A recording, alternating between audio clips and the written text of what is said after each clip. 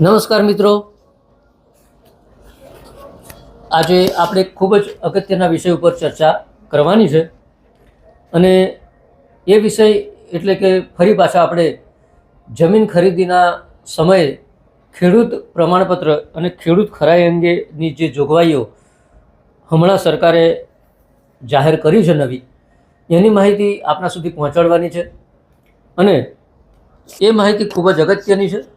એટલે આપ સૌ આ વિડીયો સંપૂર્ણ રીતે પૂરેપૂરો જોજો અને આપણી આ channel Ashok Dabhi advocate subscribe કરો, શેર કરો અને આપના મિત્રોને પણ કહો કે આ ચેનલ આપણી સબસ્ક્રાઈબ કરે. મિત્રો, તો હમણાં જ મિત્રો બેક ટુ બેક 4/4/2026 અને 6/4/2026 એમાં 2 દિવસોમાં આ પરિપત્ર બહાર પાડવામાં આવેલો છે. એની અંદર મિત્રો સર્વપ્રથમ તો આપણે 4/4ના પરિપત્રની અંદર જોગવાઈઓ શું છે એની ચર્ચા કરીશું અને ફરી એના પછી એક દિવસ છોડીને બીજું તરત જ 6/4ના દિવસે પણ એક પરિપત્ર બહાર પાડ્યો છે, એની પણ આપણે ચર્ચા કરી લઈશું. તો મિત્રો આ વિડીયો પૂરેપૂરો જુઓ અને એનો લાભ ઉઠાવો. તો આ પરિપત્ર મુજબ આપ સૌ જાણો છો કે હમણાં જ વિધાનસભાની અંદર એક લેન્ડ રેવન્યુ કોડની અંદર સુધારા વિધેયક વટહુકમ બહાર પાડવામાં આવેલો છે અને એ અનુસાર 135Dની નોટિસની અંદર થોડી હળવાશ થાય એવી રીતની જોગવાઈઓ ઉમેરવામાં આવી છે. એ વટહુકમના જે સુધારા અધિનિયમ છે એના કાયદાની કલમ 3ની અંદર જે મૂળ કાયદો હતો જમીન મહેસૂલ અધિનિયમ, એની અંદર 135Dની જે જોગવાઈઓ છે એમાં થોડો સુધારો કરવામાં આવ્યો છે. મિત્રો, એનો આપણે અલગથી વિડીયો બનાવવાનો છે, પણ એની અંદર ટૂંકની અંદર તમને કહી દઉં કે શું છે એની અંદર કે અમુક દસ્તાવેજોની નોંધણી થયાને તરત જ એ નોંધ એ જ દિવસે પ્રમાણિત થઈ જશે. 135Dની નોટિસ બજાવવાની કોઈ જરૂર રહેવાની નથી. એ દસ્તાવેજની અંદર જે લોકોના નામ છે બધાની સહી હોવી જોઈએ અને જે વેચાણ દસ્તાવેજ કરવાનો છે એના 1 વર્ષ કે તેથી વધુ મુદત માટે કોઈ ફેરફાર નોંધો પડેલી ના હોવી જોઈએ. આવી વિગતો એની અંદર આપવામાં આવી છે. તો એ વેચાણ દસ્તાવેજની નોંધ તાત્કાલિક એ જ દિવસે પ્રમાણિત થઈ જશે. તો એ જ ઉપક્રમમાં આ વેચાણ દસ્તાવેજની નોંધણી સમયે સબ રજિસ્ટર કચેરીમાં આપણે જ્યારે વેચાણ દસ્તાવેજ કરવા માટે જઈએ છીએ તો એ બાબતે ખેડૂત ખરાઈ અંગેનું પ્રમાણપત્ર રજૂ કરવા બાબતે આ પરિપત્ર બહાર પાડવામાં આવેલો છે. એની અંદર મિત્રો એની વિગતો જોઈએ આપણે તો ખરીદનાર ખેડૂત ખાતેદાર હોવા અંગેના પુરાવા તમારે રજૂ કરવાના છે. કયા કયા પુરાવા રજૂ કરવાના છે તો એ જોઈ લઈએ આપણે કે સંબંધિત જમીનના અદ્યતન 7 વારની નકલ એટલે કે તાજી કઢાયેલી દસ્તાવેજની તારીખે અથવા તો દસ્તાવેજના આગલા દિવસે એ જે નકલ કઢાવી હોય એની 7 બારની નકલ, દસ્તાવેજમાં સહી કર્યા તારીખથી 25 વર્ષ અગાઉની તારીખની અગાઉ પડેલ છેલ્લી નોંધ. હવે આ જે શબ્દ રચના છે એની અંદર સમજવું થોડુંક મુશ્કેલ છે, આપણે સરળતાથી ઉદાહરણ આપીને સમજાવું. મિત્રો, દસ્તાવેજમાં સહી કર્યાની તારીખથી 25 વર્ષ અગાઉની તારીખની અગાઉ પડેલ છેલ્લી નોંધ એટલે તમે માની લો કે આજે તારીખ થઈ છે 7/4, તો 7/4/26થી 7/4 એટલે 25 વર્ષ પૂરા થયા. તો 7/4/1ની અગાઉ 7/4/2001 અગાઉ જે છેલ્લી નોંધ પડી હોય એ નોંધ તમારે રજૂ કરવાની છે. 7/4/1 25 વર્ષ અગાઉની તારીખ એટલે 7/4/1. આ ઉદાહરણ આપું છું. આજે તારીખ થઈ, આજે કોઈ દસ્તાવેજ આપણે નોંધાવી રહ્યા છીએ તો તારીખ 7/4/2026 છે. 25 વર્ષ બાદ કરો એટલે 7/4/2001ની પહેલાં કોઈ પણ નોંધ છેલ્લી પડી હોય એ નોંધ આની દસ્તાવેજની સાથે રજૂ કરવાની છે અને પછી છેલ્લા 25 વર્ષ દરમિયાન પડેલ ફેરફાર નોંધના તમામ ઉતારા આ દસ્તાવેજના સમયે રજૂ કરવાના છે. એ 25 વર્ષ પહેલાં અગાઉની તારીખે પડેલી એ નોંધ 25 વર્ષ પહેલાં પડેલી અને ત્યારબાદ 25 વર્ષની અંદર જેટલી નોંધો પડી હોય એ તમામ ફેરફાર નોંધો આ દસ્તાવેજ સાથે રજૂ કરવાની છે. આ તમામ રેકર્ડીય દસ્તાવેજોને દસ્તાવેજનો ભાગ બનાવવાનો છે મિત્રો. એટલે કે દસ્તાવેજ તમારો 25 પાનાનો થાય તો બધી દસ્તાવેજની નકલો રજૂ કરો બીજી, તો જેટલી પાના છે બધા પાના દસ્તાવેજનો ભાગ ગણાશે. હવે મિત્રો તમને લાગશે કે કોઈ વાંધો નહીં જોડી દઈશું, પણ પાના દીઠ 20 રૂપિયા સરકાર લેવાની છે એ નિયમ છે.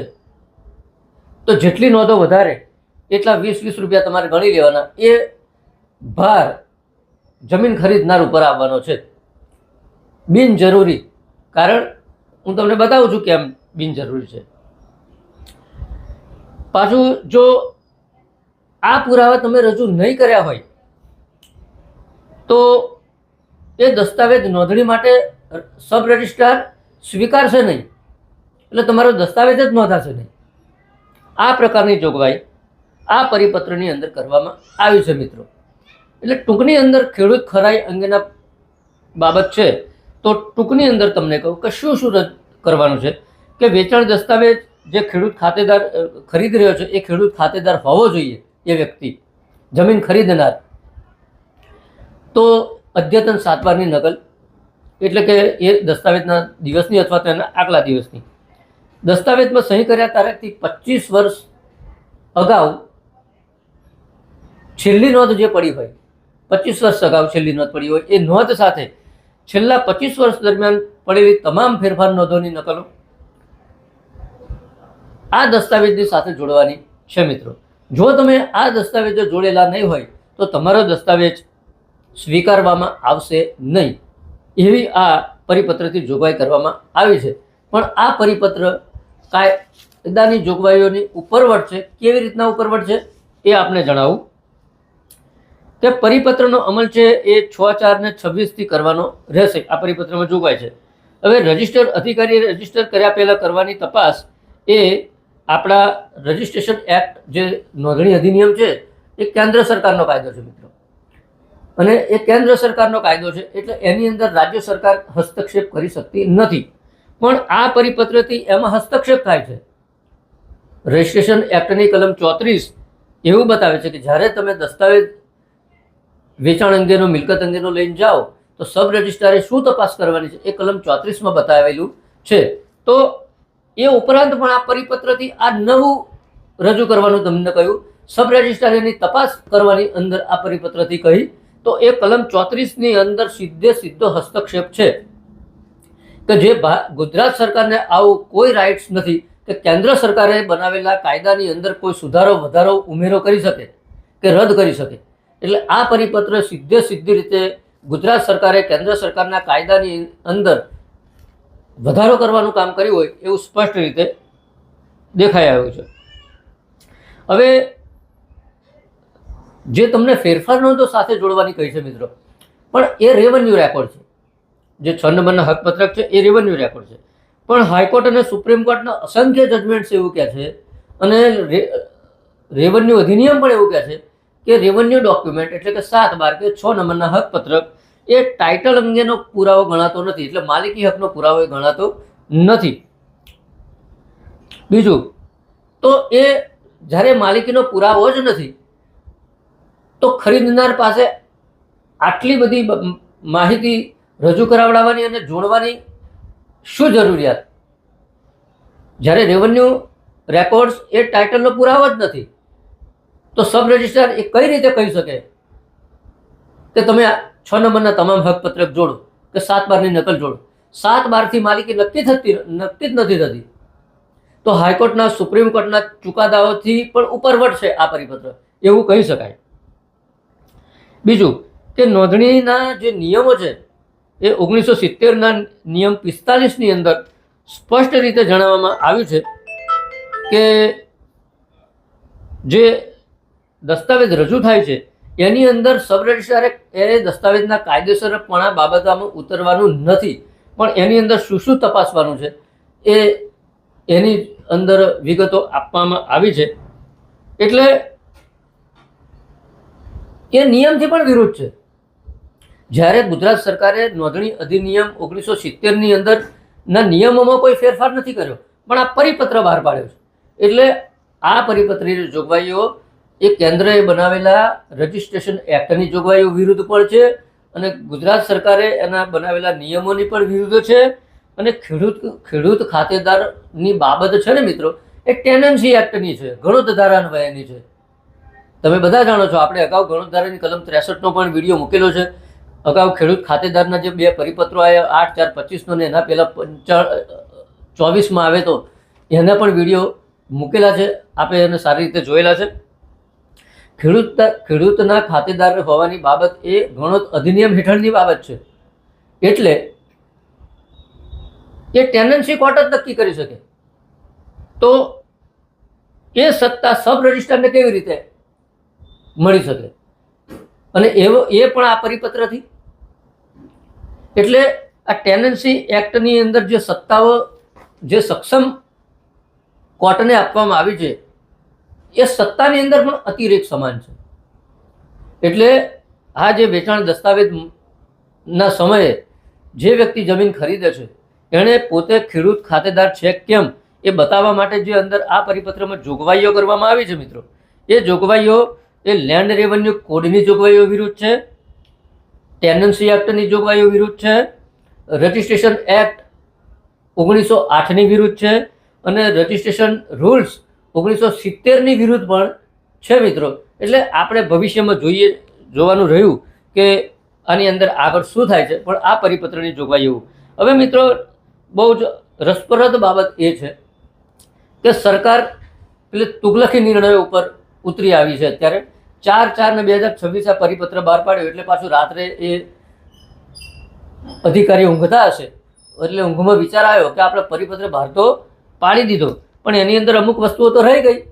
એટલે પાછા એક દિવસ છોડી અને બીજા દિવસે આ જ પરિપત્રનું એક પાછું નવું અંદર ઉમેર્યું. 6/4 એક બીજો પરિપત્ર બહાર પાડવામાં આવ્યો મિત્રો. એની અંદર ઉમેર્યું શું તો ખેતીની જમીન ખરીદનારના જ્યારે આ પરિપત્રની અંદર જે જોગવાઈઓ બતાવી ને શું જોડવાનું, તો એની અંદર સ્પષ્ટ આ પરિપત્રમાં કીધું કે તારીખ 4/4/2026ના પરિપત્રમાં ખેતીની જમીનની ખરીદીના દસ્તાવેજો સંબંધિત ચોક્કસ પુરાવા લેવાનું સૂચવેલ છે. સદ્રહુ પુરાવા રજૂ થાય નહીં તો તેના વિકલ્પે નીચે મુજબના પુરાવા લઈ શકાશે. દાખલા તરીકે કોઈ વ્યક્તિ જમીન ખરીદે છે અને એણે આ બતાવેલી 7/12ની નકલ કે જેમાં પોતાનું નામ હોય, એનું નામ કઈ રીતે આવ્યું, 25 વર્ષનું રેકોર્ડ, એ પહેલાંની એ રજૂ ના કરી શકે, તો 6/4/26ના પરિપત્ર મુજબ એના વિકલ્પમાં આ વસ્તુ રજૂ કરી શકશે. તો શું? તો ખેતીની જમીન ખરીદનારના માતા અથવા પિતાના ખાતે ચાલતી ખેતીની જમીનના અદ્યતન 7/12ની નકલ. દાખલા તરીકે હું જમીન ખરીદું છું અને અંદર જે 4/4/2026ની અંદર બતાવેલા પુરાવા મારી પાસે રજૂ કરતો નથી, તો એના વિકલ્પે હું મારા માતા અથવા મારા પિતાના નામે કોઈ જમીન આવેલી હોય તો એના 7/12ની નકલ પણ હું રજૂ કરી શકું છું. આ 6/4/26ના પરિપત્રની જોગવાઈ જણાવું છું. એ જોગવાઈ ખૂબ અગત્યની છે. એટલે કોઈ પણ વ્યક્તિ જમીન ખરીદે છે, એના નામે જમીન નથી, પણ ખેડૂત ખાતેદાર હોવા બાબતના પુરાવા તરીકે એ વ્યક્તિ પોતાના માતા અથવા પોતાના પિતાના નામે આવેલી જમીનની 7/12 પણ રજૂ કરી શકશે. મિત્રો ફરી સાંભળો, કોઈ પણ વ્યક્તિ જમીન ખરીદે છે ને એની પાસે એવી 7/12 નથી કે જેમાં એનું પોતાનું નામ હોય કે પોતાનું નામ આવ્યું હોય, એવી ફેરફાર નોંધ નથી, તો એ વ્યક્તિ એના બદલે જે જમીનની અંદર એમના માતા અથવા પિતાનું નામ ચાલતું હોય એવી 7/12ની નકલ રજૂ કરી શકશે. છતાં દસ્તાવેજમાં સહી કર્યા તારીખથી 25 વર્ષ અગાઉની તારીખની અગાઉ પડેલ છેલ્લી નોંધ તથા છેલ્લા 25 વર્ષ દરમિયાન પડેલ હકપત્ર ગામના નમૂના નંબર 6ની તમામ નોંધોના ઉતારા રજૂ કરવાના રહેશે. એટલે 4/4/26 અને 6/4/26ના પરિપત્રમાં ડિફરન્સ શું આવ્યો કે જે અદ્યતન 7/12 હતી એમાં 4/4/26ના પરિપત્રમાં અદ્યતન 7/12 જે વ્યક્તિ જમીન ખરીદે છે એના નામની જ રજૂ કરવાની હતી. જ્યારે 6/4ના પરિપત્રની અંદર સુધારો કર્યો એક દિવસ પછી કે ભાઈ ચલો તમારા નામવાળી જમીન નથી તો તમે એવી રજૂ કરો કે તમારા માતા અથવા તમારા પિતાના નામે કોઈ જમીન હોય. એટલે ટૂંકની અંદર એવું કહી શકાય મિત્રો કે આપણા નામે જમીન ના હોય પણ આપણા માતા પિતાના કોઈ પણના એકના નામે જમીન હોય તો પણ તમે હવે જમીન ખરીદી શકો છો, તમે ખેડૂત ખાતેદાર ગણાવો. આવું આ પરિપત્રના આધારે નક્કી થયું છે. અને એની અંદર કીધું કે અગાઉ આપણે 13/9/24 જે પરિપત્રની વાત કરી હતી એ અને 8/4/25 જે સુધારા ઠરાવ ક્રમાંકના પરિપત્રો હતા, આપણે બે ખેડૂત ખરાઈના પરિપત્રો મૂક્યા છે અગાઉ. એની અંદર બતાવેલા જે સોગંદનામા છે એ રીતે જ રજૂ કરવાના રહેશે. આ નવું ઉમેર્યું, પેલી ફેરફાર નહોતો રજૂ કરવાનું ને બધું. અને જે સોગંદનામું રજૂ કરવાનું છે એ 13/9/24 અને 8/4/25 જે પરિપત્રો હતા એમાં બતાવેલા જે સોગંદનામા છે એ જ સ્વરૂપની અંદર સોગંદનામા આપણે રજૂ કરવાના રહેશે. ઉપરોક્ત બે પૈકી કોઈ પણ એક પ્રકારના પુરાવાઓ તારીખ 4/4/26 પરિપત્રમાં સૂચવેલા પુરાવાના વિકલ્પ રૂપે રજૂ કરી શકાશે. બરોબર? એટલે જે 4/4/26 પરિપત્રની અંદર જે બતાવ્યું છે ને એની અંદર એ તમારી પાસે ના હોય તો આ જે 6/4 પરિપત્ર છે કે એના વિકલ્પ રૂપે તમે તમારા માતા અથવા પિતાના નામે જે 7/12 આવી હોય એ, અથવા તો એ પણ ના હોય તમારી જોડે તો સરકારશ્રીના મહેસૂલ વિભાગના જે 13/9/24 અને 8/4/25 જે હતું એની અંદર જે એફિડેવિટનો નમૂનો એ પણ તમારે રજૂ કરવાનું રહેશે. એટલે અંદર સ્પષ્ટતા કરી છે ઉપરોક્ત બે પૈકી એટલે 6/4/26 પરિપત્રની બે બાબતો એ પૈકી એક પ્રકારના પુરાવાઓ તારીખ 4/4/26 પરિપત્રમાં સૂચવેલા પુરાવાના વિકલ્પ રૂપે રજૂ કરી શકાશે. એટલે આ 6/4/26 જે પરિપત્ર છે ખૂબ જ અગત્યનો છે. કારણ કે હવે તમે તમારા નામે જમીન નહીં હોય 7/12 તો પણ તમે જમીન ખરીદી શકશો એવું દેખાઈ રહ્યું છે. તમે તમારા માતા પિતાના નામે આવેલી જમીન હોય તો એના 7/12 પણ રજૂ કરી શકશો. એ ના હોય તો તમે જે 13/9/24 અને 8/4/25 અંદર જે એફિડેવિટનો નમૂનો છે એ એફિડેવિટ તમે રજૂ કરશો તો પણ ચાલશે. એવું આ પરિપત્રના અર્થઘટન મુજબ નક્કી થાય છે. તો મિત્રો આ હતું ખેડૂત ખાતેદાર અને ખેડૂત ખરાઈ બાબતની હકીકતો. તો મને આશા છે કે તમને સમજ પડી હશે. ના પડી હોય તો કોમેન્ટ્સ કરો. અને મિત્રો જો હજુ સુધી તમે આપણી આ યુટ્યુબ ચેનલ અશોક ડાભી એડવોકેટને સબસ્ક્રાઈબ ના કરી હોય તો અત્યારે જ કરો. બાજુનું બેલ આઇકોનનું બટન દબાવો અને જેથી તમને નવા વિડીયોની માહિતી તરત જ નોટિફિકેશન દ્વારા મળી રહે. આપણે તમને મૂંઝવતા પ્રશ્નોના જવાબ પણ આપીએ છીએ. એ જે થંબનેલ ઉપર આપણે એનો મોબાઈલ નંબર છે આપણો, તો તમે દરરોજ સાંજે 6 થી 7 સમયગાળાની અંદર ફોન કરી શકો છો મિત્રો. એટલે આ માહિતી આપના સુધી પહોંચાડવાનો આ એક ઉદ્દેશ્ય હતો. એટલે આજે આપની સમક્ષ મળવાનું થયું મિત્રો. નવા વિષય સાથે આપણે ટૂંકમાં જ ફરી મળશું. ત્યાં સુધી રજા આપો. જય હિન્દ, જય ભારત, જય સંવિધાન.